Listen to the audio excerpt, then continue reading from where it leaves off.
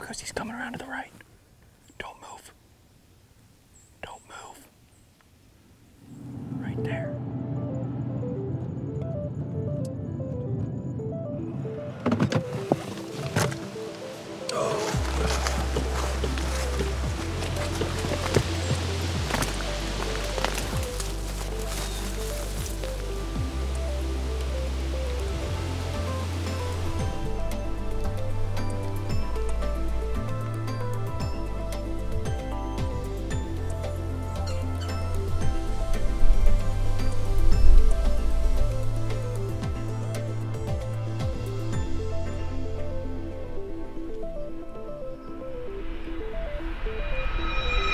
Dragos, he's coming around to the right.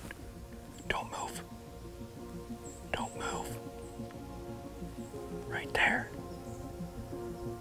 That deer's big. He's coming this way slowly. Hey, he's right here. Dragos behind us. Behind us.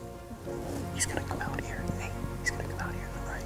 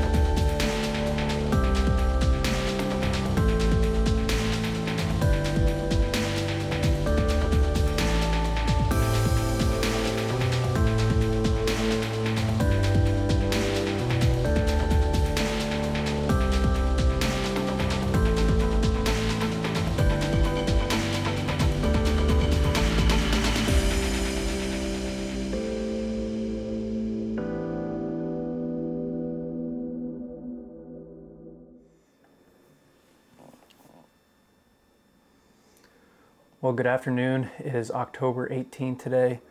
It's about 2 o'clock, and you can see I'm just here in the office getting a little bit of work done.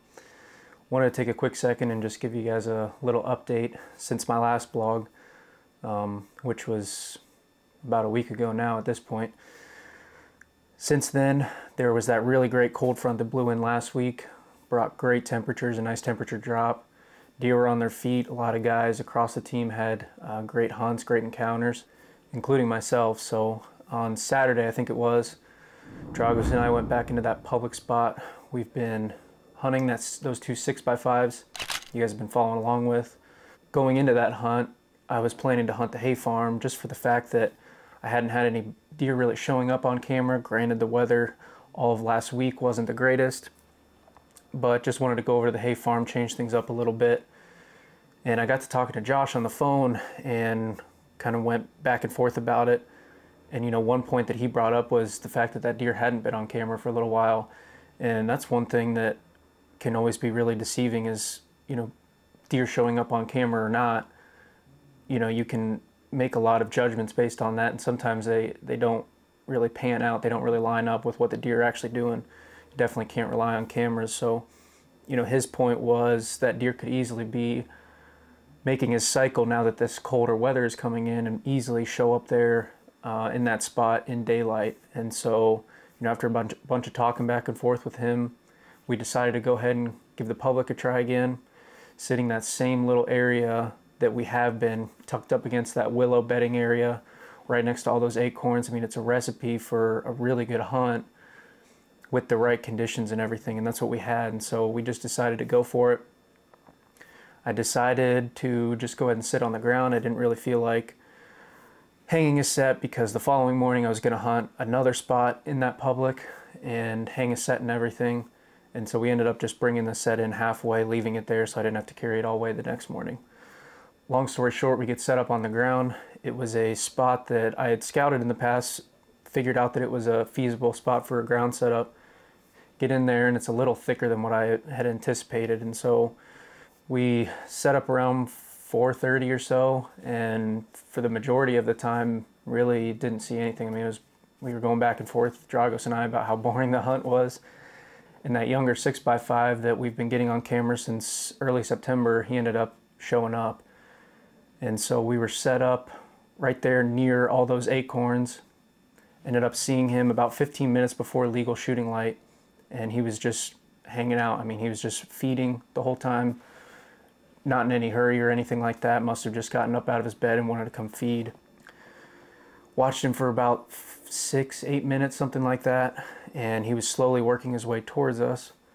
And you know, I took my eyes off of him for one second, looked back, and sure enough, he's coming right up behind us, gonna end up at 20-25 yards. And he did exactly that. He ended up presenting a shot opportunity, and I went ahead and took it. At that point, it was about 5 minutes or so before legal light ended. It's getting dark, but I could still see my pins enough to feel confident in taking a shot, especially at that close a range. You know, right off the bat, heard a loud thud of almost like a diaphragm hit, was my first reaction at least. And he ran off, ended up stopping at about 20 or 30 yards, looked back at me, and stared for 20 seconds or so, kind of hunched up, and then walked off. Watched him walk off for a good 60 yards, and that was the last I saw of him. So I knew that based off of that reaction, you know, initially it was not going to be a great hit. It was not going to be a perfect shot that you would want.